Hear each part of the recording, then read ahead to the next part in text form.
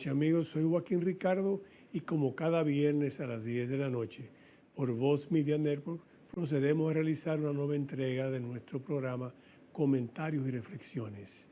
En esta primera sección, como ustedes ya conocen, vamos a tratar los temas internacionales y nacionales de importancia para nuestra sociedad y comenzamos desde luego con la parte internacional que hay que resaltar.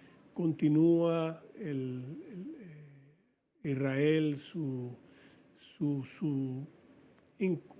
incursión, en este caso en el Líbano, y además también en Gaza, para mantener, en la medida de lo posible, contener el terrorismo asesino que usted encuentra tanto en Hamas como en Hezbollah, en el caso de Hamas en Gaza y Hezbollah en el Líbano.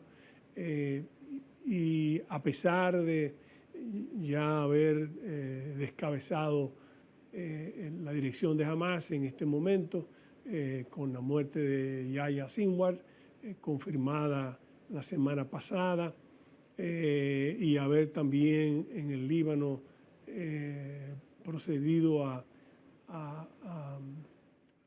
también en un intercambio o en alguna operación a la eliminación del sucesor, en este caso de Hezbollah, pues también el momento es propicio para, estiman algunos, para buscar algún alto el fuego, pero Israel insiste en que para ellos es importante continuar su lucha hasta que ese terrorismo asesino que se evidencia tanto en Hamas como en Hezbollah pueda terminar con ello, porque no representa el sentir de las personas de Gaza. Hamas no lo representa, ni Hezbollah representa tampoco el sentir de los ciudadanos del Líbano en estos momentos. Y es imperativo para Israel el que también entiendan sus vecinos que ellos tienen derecho a existir como nación, un derecho que le niegan todos los países, los demás países, muchos países árabes que no reconocen a Israel como un Estado soberano. Entonces, en ese sentido, continúa su avance. Las tropas israelíes de defensa continúan su avance en su lucha incesante contra ese terrorismo asesino. La otra parte que quisiéramos destacar en el ámbito internacional son la cercanía ya de las elecciones.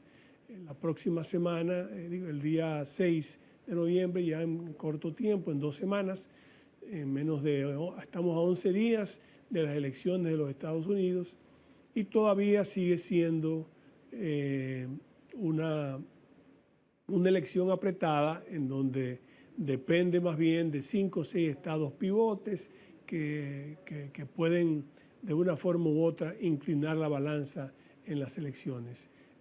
A pesar del avance del tiempo, de los casos que falta, de haber votado más de 6 millones de ciudadanos norteamericanos que ya lo han hecho por la vía de la correspondencia, lo han hecho adelantado, han votado adelantado. Todavía sigue la carrera lo suficientemente apretada para que ninguna de las cadenas internacionales que miden los resultados electorales se atreva a predecir cuál es el resultado de esas elecciones. Sigue apretado entre la candidata demócrata, la señora Kamala Harris, que es al mismo tiempo la vicepresidenta de la República, y el señor Donald Trump por el Partido Republicano. Es una carrera que a todos importante para el mundo, porque son dos visiones diferentes los que se esbozan en ese momento de la visión de los Estados Unidos y su liderazgo y su inserción en la economía global. Así que el resultado de esas elecciones son de vital importancia para el resto del mundo, porque va a incidir definitivamente, repito, en la forma en que Estados Unidos va a participar o no en en esta aldea global en que se ha convertido el mundo y en este momento tan importante en que existe evidentemente una guerra, un choque de civilizaciones, como dijo Samuel Huntington hace ya unos años, pero que ahora se está escenificando entre los valores de Occidente, que representa democracia, transparencia, desarrollo económico y crecimiento, y las autocracias orientales que tienen otros valores que no necesariamente se corresponden ni con la democracia, ni con la transparencia, ni con necesariamente el crecimiento económico igualitario para todos en el mundo. O sea que en este momento tan delicado, el resultado de esas elecciones son de vital importancia para el mundo y evidentemente para nuestro país, que estamos bajo la esfera de influencia evidentemente de los Estados Unidos, que junto a Europa representan los valores de Occidente, como representa Israel en su lucha contra esas autocracias y contra esos gobiernos tribales que en cierto modo son los que representan muchas naciones de las naciones de Oriente. Finalmente entramos entonces en el tema nacional. Yo diría que la principal noticia fue el retiro del Congreso de la República de la ley de modernización, conocida, mejor dicho, como la reforma fiscal, la reforma tributaria y fiscal, y del gasto, ¿por qué no? Porque en cierto modo tocaba en algo el gasto, fue retirada producto de que la ciudadanía manifestó su no concordancia, su no acuerdo con alguno de los aspectos de la misma.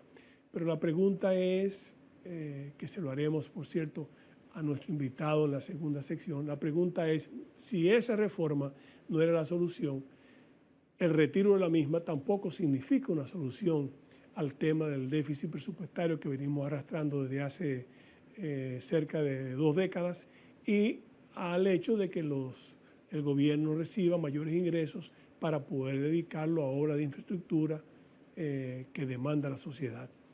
Pero trataremos de buscar alguna luz con nuestro invitado en la segunda sección de comentarios y reflexiones, que en este caso lo es el doctor José Alfredo Guerrero, un economista de larga data que representó a la Fundación Economía y Desarrollo en la reforma tributaria de 1990, de los años 90, la única reforma tributaria la que sentó las bases para el crecimiento económico del país. Primero abrió por medio de los aranceles el comercio de la República y después sentó las bases para el crecimiento económico que hoy en día muestra la República. Es evidente que necesita una segunda fase de reforma para completar esa primera, pero con él, con el doctor José Alfredo Guerrero, que repito, fue representante de la Fundación Economía y Desarrollo en esa reforma, que fue director del programa de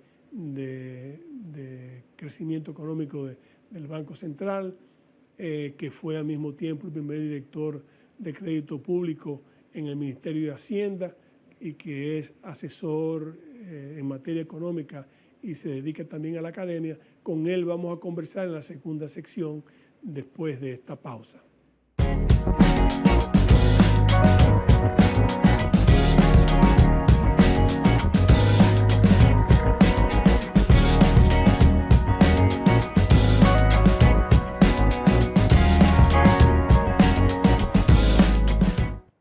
Buenas noches amigos, de nuevo como comentamos en la primera sección, nos encontramos ahora en esta segunda parte de comentarios y reflexiones con la presencia del doctor José Alfredo Guerrero, abogado, economista de larga data, que fue director de programación económica en el Banco Central, de programación monetaria y estudios económicos en el Banco Central, fue el fundador y primer director de crédito público del Ministerio de Finanzas. Participó en 1992 en representación de la Fundación Economía y Desarrollo en la reforma del 92, la única reforma tributaria que se ha podido hacer en el país por consenso y que fue además la reforma que sentó las bases de la apertura comercial y del crecimiento económico y de la estabilidad de que hoy gozamos en el sistema, en ese sistema económico que impera en la República Dominicana. Además es consultor y se dedica a la academia. Con él, que nos honra con su presencia, y en particular un servidor que nos honra con su amistad, vamos a conversar, como dijimos en la primera parte, sobre el tema de la retirada de la reforma por parte del Poder Ejecutivo. Entonces ahora yo quería iniciar con una pregunta muy sencilla, que es la que viene en la cabeza de todo el mundo. Bueno, si esa reforma, o la reforma para algunos, para otros esa reforma no era la solución, la retirada tampoco es una solución. Entonces me gustaría escuchar la opinión autorizada del doctor Guerrero, a quien le agradezco nuevamente su participación, a ver qué opina él. Ahora, ¿qué hacemos? ¿Qué viene? Bien, muchas gracias de nuevo por la invitación. La retirada de la reforma, yo escribí un artículo el lunes donde yo decía que, bueno, está bien, se retiró y ahora sentando a la mesa a discutir la nueva reforma. Yo pensé que iba a hacer eso, lo escribí el lunes, y empezaba ese artículo diciendo algo que es que es de cajón, como dicen los españoles. El pueblo dominicano no tiene una oposición por principios a que los gobiernos pongan impuestos, gasten, subsidien y también que se endeuden. Porque esa es la práctica. Nosotros tenemos muchos años en la que, sobre todo después que nos insertamos en los mercados de capitales, que esa es la tradición. O sea, ejecutamos un déficit fiscal, el gobierno no tiene los suficientes recursos para hacerlo, se endeuda en la medida de lo posible y que se lo permiten quienes compran bonos soberanos, adquieren riesgo dominicano, y entonces así hemos estado funcionando. O sea que no hay una oposición a que se haga reforma tributaria o reforma fiscal. El pueblo paga impuestos. Lo único con esta reforma es que evidentemente no pasó los niveles de tolerancia con la que la sociedad acepta eso. Y ahí están las vistas públicas, ahí están los media tours que hicieron economistas que han trabajado muchos años en estos tipos de reforma, Andy Dawarre, el CRES, y otros economistas más que yo siempre digo que en un panel que tuve con algunos de ellos, el tema fiscal está bien diagnosticado en el país. O sea, una reforma tributaria, una reforma fiscal se puede hacer bien y que pase en poco tiempo. Yo pensé que eso era lo que iba a hacer el presidente, pero luego sorprende de que no la va a presentar, que esa era la reforma y que eso no va. Bueno, pues eso es una mala noticia.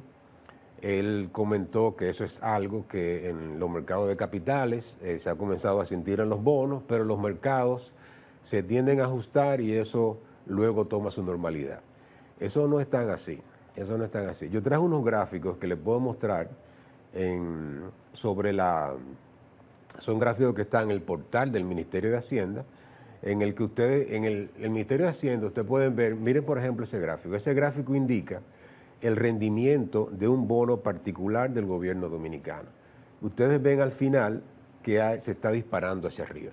Eso lo que significa es que las personas que quieren invertir en la República Dominicana, luego de esos anuncios, ¿qué están haciendo? Exigiendo un mayor rendimiento para emitir en bonos. O sea, no pasa la reforma, ¿qué es lo que significa? Y no se va a presentar, ¿qué significa? Bueno, que el gobierno va a tener menos ingresos fiscales para poder pagar los ingresos y todo. Entonces, eso pasa en ese bono, pero fíjense que pasa en todos los bonos. O sea, todos los bonos están exigiendo al inversionista un mayor rendimiento. Y entonces eso se nota en la siguiente, en lo que se llama el índice de mercados emergentes. Ese es un índice en el cual se ve cómo está la trayectoria del país. El país ha estado, en la próxima gráfica, el país ha estado ahí está, por ejemplo, ese es el ENVI. El ENVI es un valor o un índice que mide el nivel de riesgo. Mira, la República Dominicana en los bonos soberanos, roja, ¿verdad? Exacto. Miren, la República Dominicana es la línea roja. Fíjense que está de último. La línea azul es la promedio y la negra es América Latina. ¿Qué quiere decir eso? Que a República Dominicana se le exige menos rendimiento que el promedio de los países emergentes y mucho menos que América Latina. América Latina está peligrosa en los mercados de capitales porque tenemos a Venezuela, que es un país fallido, que era un gran participante y no está. Hay muchas economías que se han virado al socialismo y que han perdido entonces credibilidad ante los inversionistas, pero fíjese República Dominicana que está por debajo. Pero miren ahí el piquito al final, que indica que está subiendo. Comienza a ascender. Entonces, eso no es tanto de que es un asunto coyuntural, porque ¿qué pasa? República Dominicana ha estado en los mercados de capitales. ¿Cómo se va a los mercados de capitales? Hay empresas que son calificadoras de riesgo, que entonces hay que ver cómo esta noticia va a impactar la calificación de riesgo del país. Lo que puede pasar aquí con República Dominicana es que cuando vaya a invertir en nuevos bonos soberanos o a emitir nuevos bonos soberanos, va a tener que hacerlo a una tasa más alta que la tasa que hubiese tenido si pasa una reforma buena. Es decir, que hay un costo para el país, como es el tema, porque el país está obligado a endeudarse porque no recibe los ingresos. Claro. Entonces, para poder, digamos, solventar el problema del déficit, que desde hace alrededor de 20, 21 años es un 3%, el déficit del gobierno central, vamos a llamarle así, porque si incluimos también el déficit cuasi fiscal es un 5%. Entonces, más o menos, los economistas difieren, yo estoy diciendo los números, lo estoy redondeando muy a mi gusto, pero 4,5, 5% dicen que si se unen los dos. Ese es un tema que el gobierno como quiera tiene que enfrentarlo, porque obligatoriamente tiene que buscar fondos en el extranjero para poder solventar su presupuesto, sea el que está en la Cámara, aún con el tope fiscal, porque tampoco ahora puede modificarlo producto de esa ley. ¿Y qué hará el gobierno entonces? Además de pagar más dinero, ¿eso no impactará un poco la economía? El usted tener que pagar más dinero por los bonos que usted va a colocar. Sí, bueno, será un poquito más caro. Sí, va a tener que pagar una prima de riesgo más alta ahora.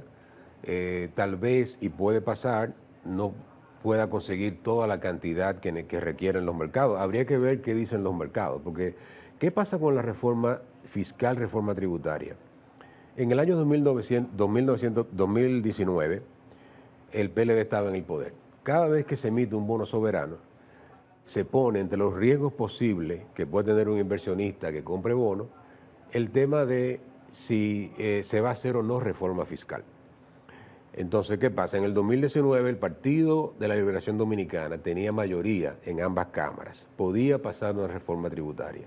No lo hizo.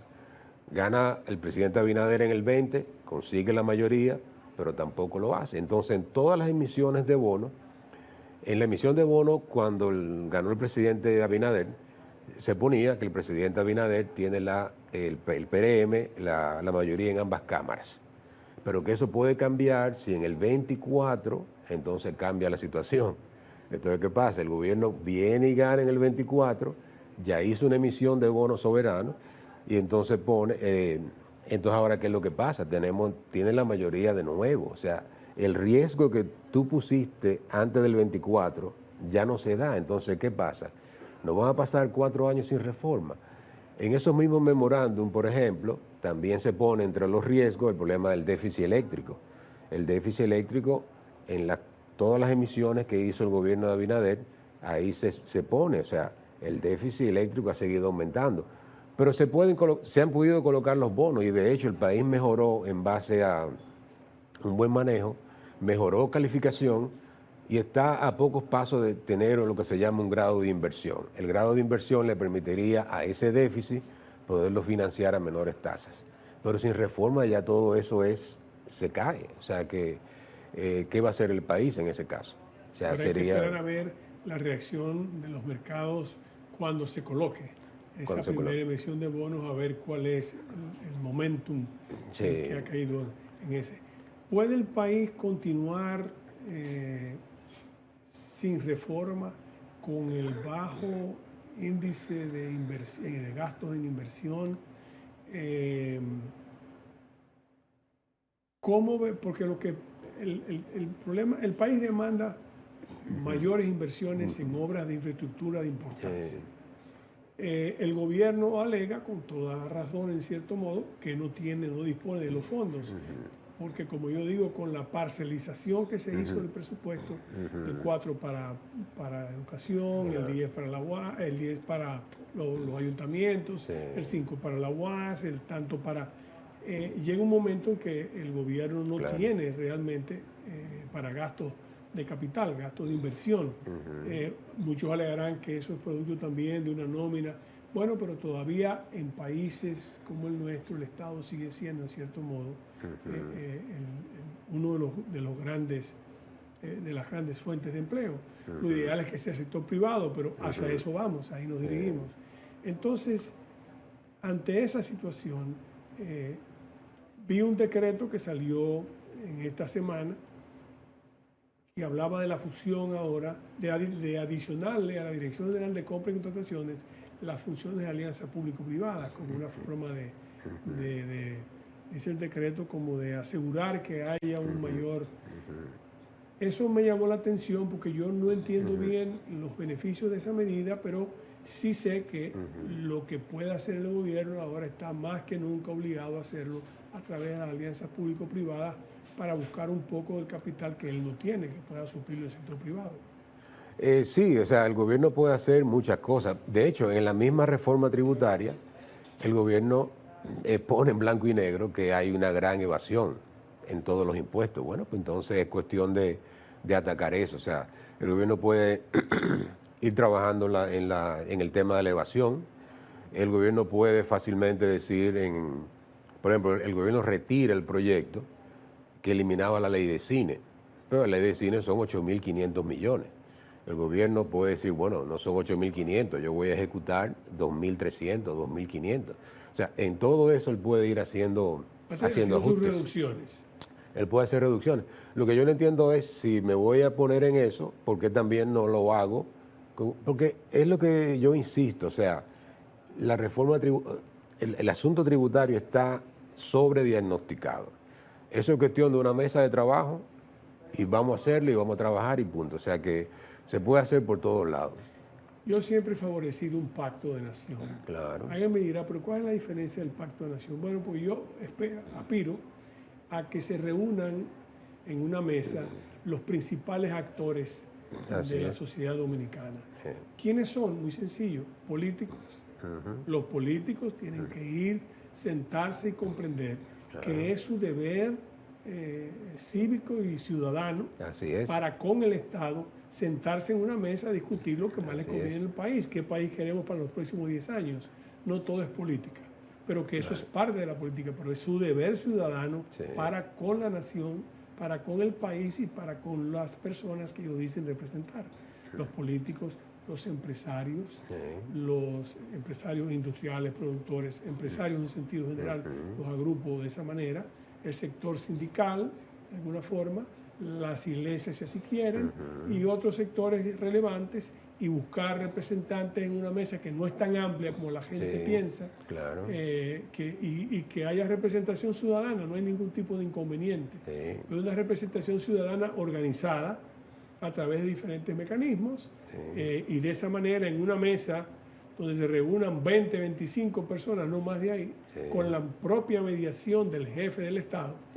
Yo creo que eso pudiera ser un pacto de nación duradero, porque obligaría, con la presencia de todos los actores políticos, a que este es el rumbo que vamos a tomar para los próximos 10 años. No importa el que gane, está obligado a cumplir lo que aquí se decida. Sí, correcto. Y realmente tenemos experiencia en eso. La Estrategia Nacional de Desarrollo surgió de una actividad similar a la que tú describes. Y lo mismo tenemos experiencia mucho. ¿Tú recuerdas la modificación del famoso Código Trujillo de Trabajo? ¿Cómo se trabajó eso? Un grupo de 3 expertos, Milton Ray Guevara, Rafael Albuquerque y Lupo. Entonces, ¿qué hacen ellos? Presentan un proyecto de ley. El proyecto de ley fue muy balanceado hacia el trabajador. Y realmente lo que salió fue, no estaba equilibrado. ¿Qué se hizo? Bueno, un diálogo tripartito en el que se sentaron todos y se llegó a un código de consenso. O sea, cada parte se dio. Entonces, eso fue un proceso de casi 1 año y medio de de discusiones. Yo participé mucho también en esos debates, viviéndolo de la parte económica sobre todo, y ahí tuvimos un código que ha estado funcionando. Entonces, ahora, ¿qué me preocupa a mí con ese código, por ejemplo? Que ahora se quiere modificar, y yo no he visto un proceso similar. Yo lo que he visto es saliendo ideas, saliendo cosas, pero aquí puede pasar lo mismo. O sea, puede llegar un código que no pasó por ese sedazo. Y eso es lo bueno incluso de un pacto como ya más ambicioso como el que menciona, de que sí, vamos a ponernos de acuerdo en cosas, porque todo lo anterior es 10, 15 años atrás. Bueno, entonces vamos a ver ahora el futuro. Y eso hay que entrar, o sea, realmente así debe ser. Yo no lo digo de esa manera porque con todo el respeto que me merece a mí el CES, que es un órgano constitucional, ahí se mandan delegaciones de los partidos Sí. que no participan los sectores principales. Exacto. Entonces siempre hay el interés, si hay algún problema usted se para, se va, Sí. mientras que de esa mesa es más difícil pararse e irse en un momento dado, Claro. porque se está viendo, el pueblo sabe entonces quién está eludiendo responsabilidad. Con el tema que usted dice de la reforma laboral, aquí estuvimos en Voz Matutina, que yo participo también por la mañana, tuvimos la presencia de Iván García, el presidente de la Federación de Comerciantes. Pero yo tuve en este mismo programa a don Pepe Abreu. Don Pepe dice que ellos están contentos con la reforma y que se han arribado más o menos a acuerdos en una gran cantidad de puntos. El único punto que no se ha arribado a acuerdo es el de la cesantía. Sin embargo, Iván García dice que si no se llega a un acuerdo con la cesantía, ellos no quieren que se pase, no están de acuerdo con ninguna otra reforma si no se incluye el tema de la cesantía. Claro. Estamos en una situación, parece, muy similar a la que ocurre con el Código Penal y el aborto. En este caso, lo que dice don Pepe, que se ha consensuado en mesas con los representantes, y el tema de la cesantía. Sí. Entonces, ¿qué hacer en esa situación cuando hay ese tipo de avance en algunos códigos? Yo creo que debería, si hay algún tipo de acuerdo, aprobarse lo que ya se ha arribado a algún tipo de acuerdo, y entonces ver cómo se hace una discusión posterior con ese tema de la cesantía o seguro de trabajo, que sigue siendo. Pero bueno, volvamos a la parte económica. ¿De qué manera impacta la deuda el hecho de no tener, no solamente el costo, la deuda en sentido general, de qué manera lo impacta a su juicio, si es que lo impacta, el no tener ninguna bitácora para el futuro, no tener ningún acuerdo de reforma fiscal, ningún proyecto para el futuro ahora mismo por el momento? Mira, yo confío que los mercados... Usted que es experto en deuda, tiene un libro que está en Amazon que recoge los artículos, usted escribió sobre eso. Sí, no, una ventaja que tienen los mercados es que te dan información diaria no de lo que la gente piensa, ¿no? De lo que la gente está haciendo. Por ejemplo, ese índice que mostramos en pantalla, ese índice se mide, no es una encuesta de opinión. O sea, no es que usted estaría dispuesto a invertir en bonos dominicanos, ¿qué usted exigiría de rendimiento? O sea, eso sería una encuesta. En realidad, lo que vimos en el índice es un índice ponderado de transacciones reales. O sea, hubo gente dueña de bonos soberanos dominicanos que la medida dijo, no, de aquí yo me salgo. Entonces muchos querían salir al mismo tiempo. Cuando hay mucha gente queriendo vender algo, ¿qué le pasa al precio? El precio cae. Entonces los bonos el precio cae y el rendimiento sube. Entonces, ese mensaje de lo que piensan los tenedores de bonos de la deuda no va a poder ser ignorado. Si esos índices van cayendo y se exige más rendimiento, el gobierno va a tener que decir, no, espérate, tengo que volver a presentar una reforma, tengo que ganarme otra vez la confianza. Porque efectivamente, sin la deuda que sea sostenible en el tiempo, hasta que no hagamos reformas fiscales más importantes, reformas de gasto, la vamos a necesitar. Entonces, la deuda sin una reforma fiscal no es sostenible. Y entonces ese mensaje le va a llegar directo. O sea, no es una cosa de opinión que que yo creo, que tú me dices, o que eso es un pobre de solemnidad opinando, como en mi caso. Pero el hecho es que hay gente que está opinando con el bolsillo. Y eso está ahí, eso está, una ventaja que tiene es eso. Porque el país realmente, el país depende de los bonos, tanto de los soberanos como de los bonos internos. La deuda externa total del país es 31.000 millones de dólares en bonos soberanos y 13.000 en bonos internos. Eso es lo que le da liquidez al gobierno para llevar su día a día.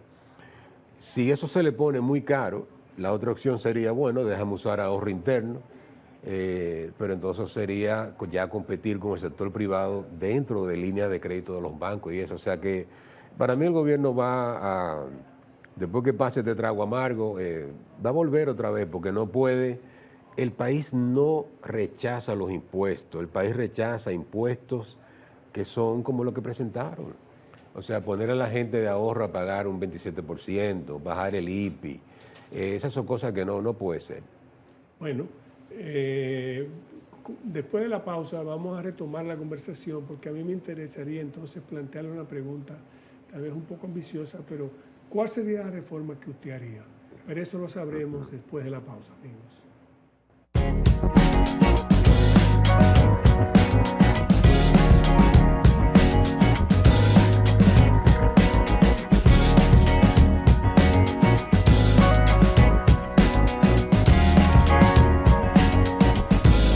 Continuamos, amigos, conversando con el doctor José Alfredo Guerrero. Yo le hice una pregunta muy ambiciosa, pero quisiera preguntarle a él. Él dice que hay 4 cosas que el pueblo, y que hay una especie de consenso en eso. Los impuestos, el tema de las exenciones, el tema, ¿usted me dijo? De gasto y de deuda. De gasto y de deuda, muy bien. Bueno, entonces, ¿cómo usted haría la reforma? Que yo creo que lo que desató todo, en cierto modo, fue impuestos, por ejemplo, como el tema del ITEVIS, que se amplió la base, pero se mantuvo, no se buscó, porque lo que, como usted dice, lo que dicen los libros de economía es ampliar base, pero bajar la tasa, no dejarla en 18 como estaba anteriormente. El tema, por ejemplo, del impuesto al ahorro, el tema del IPI, que fue un impuesto muy sensible porque iban a reevaluar los inmuebles, entonces eso era otro tema que también asustaba un poco a las personas. El hecho de las exenciones, que era importante, yo creo que eso es un tema importante, porque las exenciones hay que verlas en base a su rendimiento y ver si usted las reenfoca entonces a otras áreas que puedan necesitarlo más que algunas que ya están lo suficientemente maduras como para no necesitar esas exenciones, que originalmente fueron otorgadas a un tiempo límite, no a calendas griegas, como al parecer mucha gente piensa que debe ser. ¿Cómo usted haría ese proyecto de reforma? Sí, mira, si usted lo consultara. Como digo, o sea, se han expresado las mismas vistas públicas y colegas que han hablado. Yo estoy con la línea de, por ejemplo, el tema del IPI. El IPI, efectivamente, yo tengo un hermano que él tiene una vivienda exenta. Él realmente trabaja y vive vendiendo cosas, o sea, un trabajador por cuenta propia. Exactamente. Entonces yo le hice el cálculo a él. Él tendría que pagar ahora por su apartamento, que no paga nada. Él tendría que pagar casi 30.000 pesos de vivienda. O sea, no es posible. O sea, en el IPI bajaron el monto y mantuvieron igual la tasa de un 1%. Entonces, en otros países, ¿qué hay? Bueno, el IPI tiene diferentes tasas. O sea, el 1 es una tasa muy alta. Eso, por ejemplo, es fácil. Y entonces, fíjate, eso es algo muy fácil de ajustar. O sea, eso no tiene gran ciencia. El tema de las... diferentes tasas. Sí, en otros países hay diferentes tasas que empiezan Andy Dawarre, por ejemplo, lo ha explicado de forma brillante, que empiezan en tasas menores, entonces se puede hacer, incluso en ese caso irían como regresivas, las mayores casas pagan más, etcétera, ¿no? O sea que eso no es reforma, como te digo, o sea, no muy fácil de arreglar. El del ITEVIS también, el ITEVIS en muchos países también tiene diferentes tasas. O sea, pasar todo de 0 a 18 es un impacto que es muy grande. Entonces, ok, queremos ampliar la base, pero yo no puedo pasarla de 0 a 18 de un solo tiro, ¿no? Entonces, bueno, vamos a irla subiendo en plazos, ¿no? Y también, entonces, en ese mismo sentido, también ver la forma que se vaya cobrando, o sea, mejorar la fiscalización. Aquí uno va a restaurantes o a cosas, sitios, le cargan un 18 de ITEVIS en una factura y no lo están pagando, entonces es parte de eso, ¿no? Hay una evasión, dicen, de un 40 y 50% La de evasión, ITEVIS. correcto. Entonces, la tasa la puedo poner de esa manera y reduciendo también la evasión. El impuesto sobre la renta, ahí sí yo coincido totalmente con mi gran amigo y entrañable hermano Andy Dawarre. La renta es un impuesto muy difícil de cobrar. O sea, para las empresas, yo me iría por lo que él propone. O sea, un impuesto a las ventas, no un impuesto a las rentas. Porque entonces ahí hay que presentar estado financiero, auditar estado financiero. Es una cosa mucho más fácil porque las ventas son muy difíciles de tú eludirlas. O sea, ahí están las ventas. O sea, la base imponible en ese caso es lo que me queda después que yo reduzco todos los gastos. Bueno, pues entonces vamos a algo más sencillo y también es una reforma muy fácil de introducir.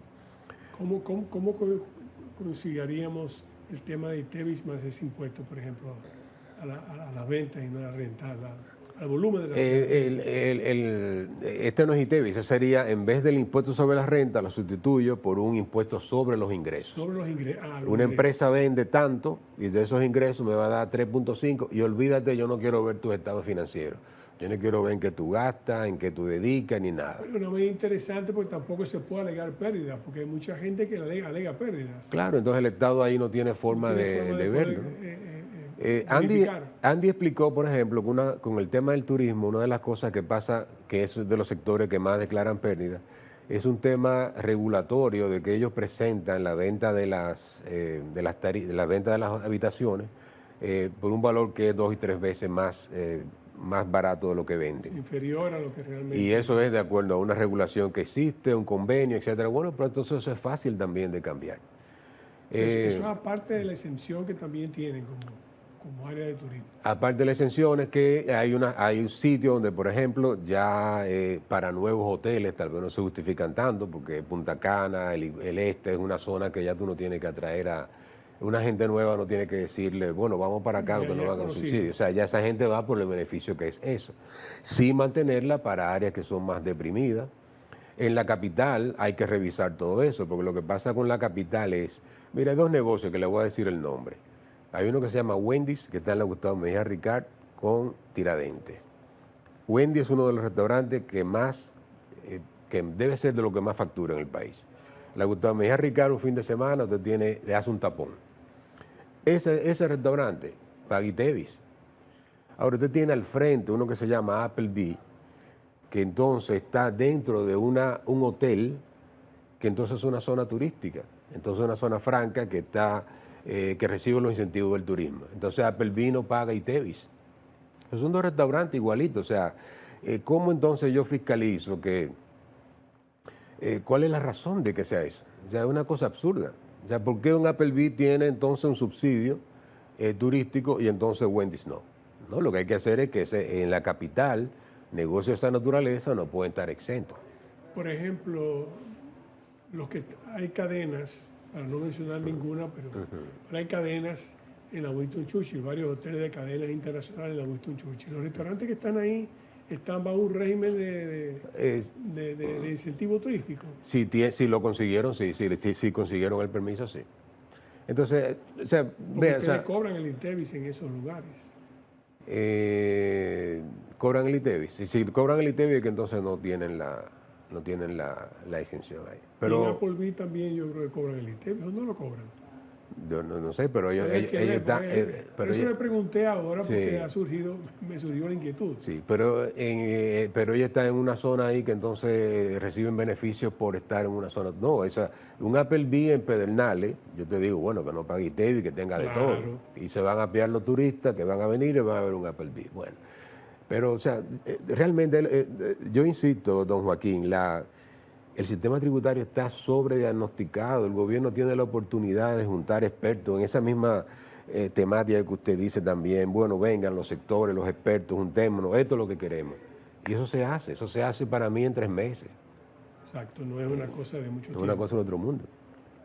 Mira, con los aranceles, por ejemplo, que fue una gran reforma que hizo el presidente Balaguer, y hay que vivirlo siempre recordando por eso, esa reforma nos insertó en el mundo. O sea, nosotros somos una isla que estaba aislada. Con Balaguer y su reforma por decreto, nos aperturamos al comercio internacional. Una pena, se quedó a niveles todavía muy altos, pero hay cosas que seguir haciendo por ahí también. O sea, todavía aquí hay muchas cosas que pagan 25, 30% de arancel, hay que bajarlo, o sea que Pues, la mejor reforma tiempos ahora pudiera. Sí, exacto. Esta es la segunda, la reforma de ahora vendría a consolidar eso. lo que hizo la primera, entonces eso permitiría ya realmente un paquete que... Claro, y al presidente que tanto piensa en legado, el legado de él debe ser un buen pacto fiscal, no retirarse, o sea, porque no es imposible. Claro, claro. Una pregunta que yo no puedo dejar de hacérselo a todo el que viene, bueno, dos preguntas, vamos a ver. La evasión, sí, yo sé, evasión, elusión, son dos términos muy utilizados por los políticos y por la gente. Tengo entendido que hubo una gestión tributaria, la última, tengo entendido, según me dijo un amigo, que fue anterior a la llegada al poder del Partido Revolucionario Moderno y del presidente Abinader, la del señor Magín Díaz, que trató de dedicarse al tema de la evasión. Sí. Y que apenas lo que hizo fue un pequeño pellizco. ¿Qué se necesita para realmente enfrentar con fuerza la evasión? ¿Y qué vamos a hacer? Son dos cosas totalmente diferentes, pero a mí me inquieta, siempre lo digo, ¿qué vamos a hacer con el déficit cuasi fiscal? ¿Lo vamos a pasar a Hacienda? ¿Cuáles son los beneficios de pasar a la Hacienda? ¿Qué vamos a hacer? ¿Vamos a seguir emitiendo el Banco Central y el gobierno emitiendo bonos para el tema del déficit cuasi fiscal? Sí, Magín es una persona interesante, un técnico interesante, porque Magín es clave para lo que fue la formación de la Dirección General de Crédito Público. Ahí yo trabajé con él en el 2002, o sea, en esos años trabajamos juntos, y fue una persona clave para crear la unidad y el departamento o la dirección que tiene el gobierno trabajando en los mercados de capitales. Pero entonces Magín también estuvo en la DGI, que es la otra parte de la finanza pública. Él hizo bastantes avances, profesionalizó mucho la entidad, pero que el asunto de la evasión es, si la ley es complicada, es más difícil entonces tratar de combatirla. Por eso es la ventaja de una ley sencilla, de que tú le cobras el 3.5% a las empresas de sus ventas. Porque nada más tengo que vigilar una sola línea del estado financiero. A mí no me preocupa lo demás. Porque lo demás se presta a mucha manipulación, a muchas cosas, sobre gastos, etcétera. Entonces, no, dame mi 3.5% de los ingresos. O sea, la mejor forma de evadir es tener un impuesto fijo sobre las ventas declaradas, que es muy fácil de fiscalizar. Nosotros lo que somos, bueno, yo no, porque ya yo soy consultor, pero cuando era agente de retención, todo el que es asalariado, simplemente es un agente de retención, o sea, la empresa le cobra los impuestos. Pero ahí viene algo también, o sea, ¿qué es lo que pasa con el impuesto sobre la renta? Que es un 27%, o sea, cuando tú tienes un impuesto de un 25%, ¿qué significa? Que tú trabajas un tercio del año, un trimestre del año para el gobierno. Entonces, cuando las tasas son tan altas, siempre va a haber el incentivo a tratar de evadir. O sea, eso es de naturaleza. Entonces, por eso que hay que buscarle la forma de que sea algo más sencillo. ¿Cómo resolvía el gobierno con las personas que son trabajadores? Muy sencillo. El que te paga el cheque tiene que descontártelo. Entonces, el trabajador no tiene escapatoria. No tiene escapatoria. Entonces, bueno, vamos a hacer lo mismo con el empresario para que no tenga escapatoria. ¿Cómo no tiene escapatoria? Bueno, con un sistema en el que tú me digas lo que vendiste. Sí, y eso es muy fácil. No hay que preocuparse en más nada. Y eso es fácil una tasa a la venta. Una tasa a la venta, y eso es fácil de fiscalizar. O sea, tú eres un importador, traes mercancía que tú hiciste, o sea, en eso ahí realmente pueden hacerlo. Miren, cuanto al déficit fiscal, a mí me encanta el tema, pero una vez yo escribí que ese tema del déficit fiscal lo conocen 2 economistas en el país bien, o 3. Yo pongo a Andida Warre, a Héctor Giuliani, al mismo gobernador y 2 o 3 técnicos del Banco Central. Porque el tema no es tan sencillo. Mira, el déficit fiscal es, el Banco Central tiene que hacer política monetaria, esa política monetaria para mantener en orden en lo que entiende es el orden mejor de las economías para las tasas, emite certificados, emite títulos, esos títulos entonces le provocan pérdidas, esas pérdidas entonces las tiene que cubrir Hacienda. Pero hay no necesariamente, o sea, ahora se quería hacer la reforma con ese motivo. No, vamos a hacer la reforma para que entonces venga esa deuda para acá. Pero al final la deuda se va a seguir siendo. O sea, ¿qué es lo que pasa? El Banco Central tiene una dinámica que genera esa deuda. Esa dinámica no va a cambiar, aunque la tenga Hacienda. Porque entonces lo que va a hacer el Banco Central es partir de cero y seguirla generando. O sea que no... ¿Por qué seguirla generando? No?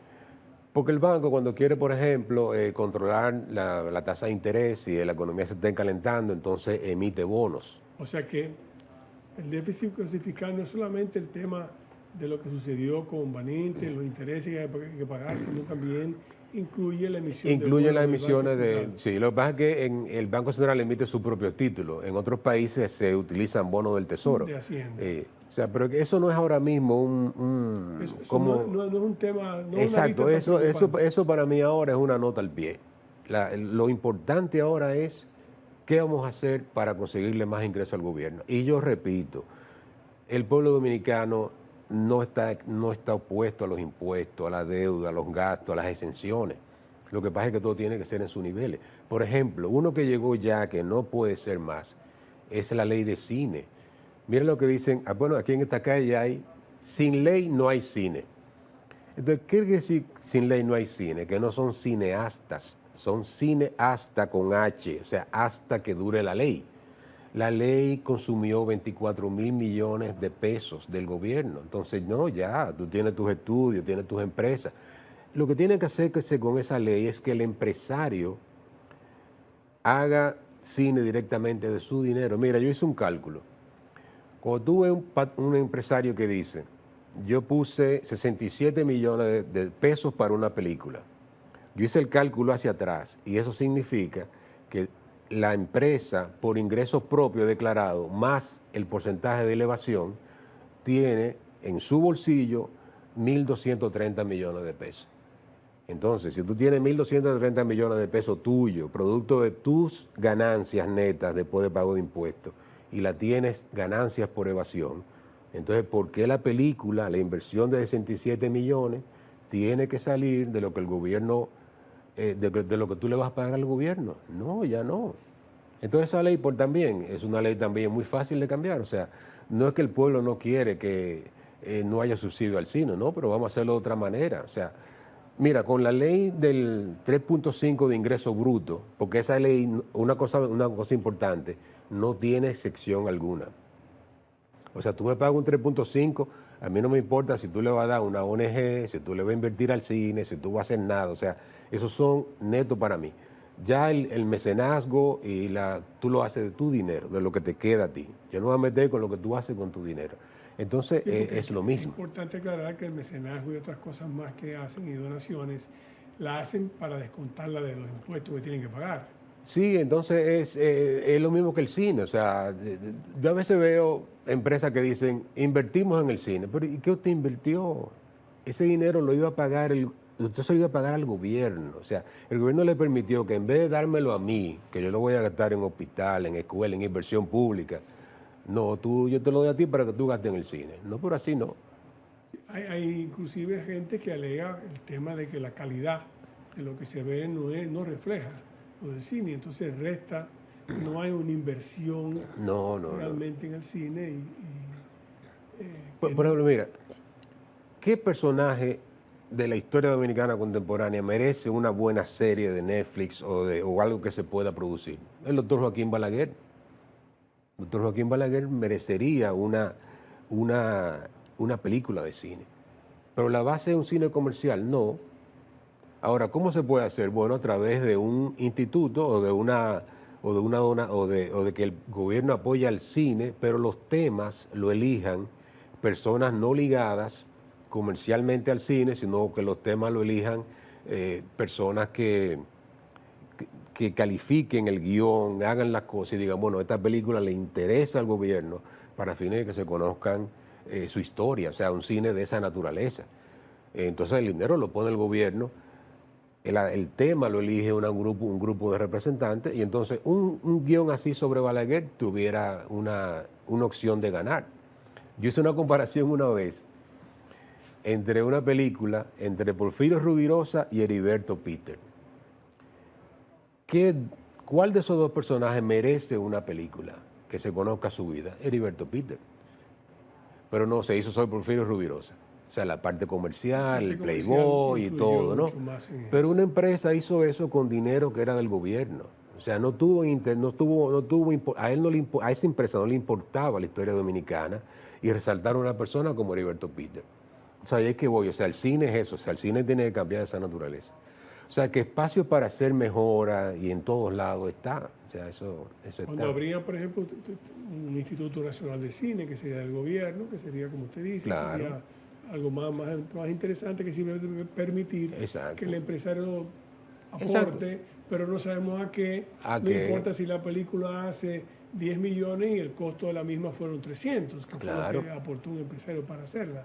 Al empresario no le preocupa el aspecto comercial, sino más bien le preocupa el poder descontar de los impuestos que tengan que pagar eso Pero entonces también, como el que pone la plata, al de la música, el que pone la plata elige los músicos y elige la partitura, claro. Entonces ellos ahí intervienen en la selección de los guiones, en esto, en lo otro. O sea, no, empresario, dedícate a lo tuyo. O sea, el cine es otra cosa. ¿Cómo hay un tema que también, por ejemplo, habla mucho, lo repito, usted habló ya un poco de la evasión, y el tema de la supervisión, por ejemplo, en la evasión del ITEVIS? ¿Cómo se puede incrementarla? Pero ¿cómo podríamos hacerlo? Porque tengo entendido que eso es, bueno, tal vez por la parte informal, ¿cómo enfocaríamos el tema de lo informal? ¿Verdad? Que sigue siendo un 50 y tanto %. Sí, es mucho. Mira, ahí el tema son las sanciones, o sea, hay que esforzarse para hacerlo, o sea, no es algo sencillo. En Chile, por ejemplo, en la dictadura de Pinochet, dictadura entre comillas, porque era realmente una democracia en la parte económica, se hicieron muchos pasos para evadir la evasión y eso requiere de mucha participación de personal técnico y también de sanciones. Las sanciones tienen que ser rápidas, visibles, porque, por ejemplo, aquí hay negocios que son todo cash, o sea, el negocio de los restaurantes chinos, por ejemplo. O sea, todo es cash, no te cobran ni propina, ni tevi, ni te cobran nada. Bueno, pero está bien, o sea, uno disfruta, sobre todo las clases más humildes van a los picapollos chinos y eso. Pero es una competencia desleal también para el que trabaja de otra manera. Entonces, no, o sea, ahí yo creo en las sanciones. Las sanciones y sanciones que sean creíbles. Yo le debo eso a un episodio de una serie que me gusta mucho, que es La Ley y el Orden. Y entonces uno de los detectives una vez decía, pero es que en todo tiene que ser sanciones, porque, por ejemplo, en Nueva York no se respetan las leyes de tránsito, se respetan las leyes de tránsito. ¿Por qué?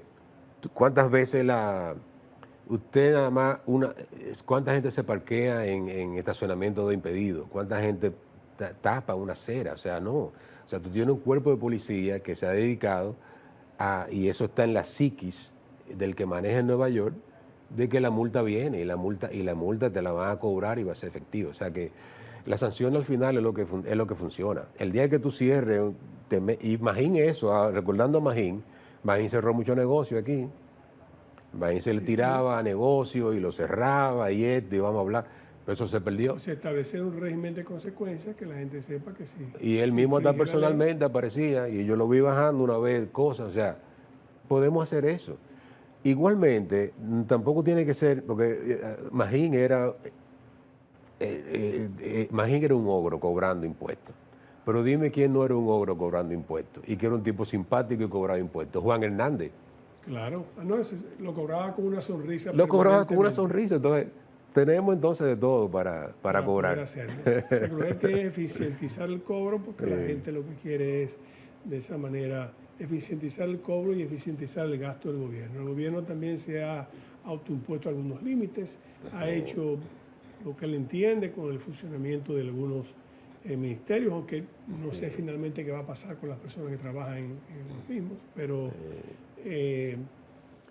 ciertamente lo que sí podemos apreciar, y ya de la voz de una persona con experiencia, porque ha vivido otras reformas, por su dilatada carrera en el área profesional de la economía, por ser un hombre de academia, de que definitivamente el país, si bien no era esa reforma la solución, tampoco retirarla es la solución.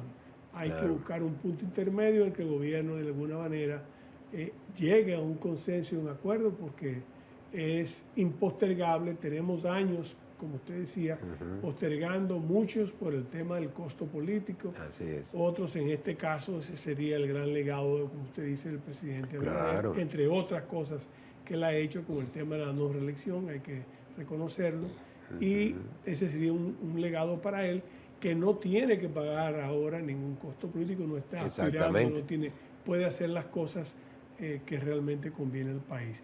Bueno, solo nos resta, porque el tiempo en televisión transcurre con una rapidez que parece ser mayor a la que ocurre en la realidad, pero es así. No nos resta más que agradecer de nuevo la presencia del doctor José Alfredo Guerrero y de su forma elocuente, sencilla, para él darnos a nosotros soluciones que él entienden que pueden ayudar en este momento por el que atraviesa la República Dominicana. Será, amigos, entonces, hasta el próximo viernes a las 10 por este mismo canal de Voz Media Network. Hasta una próxima entrega de comentarios y reflexiones. Será entonces, como decimos, nos vemos el próximo viernes.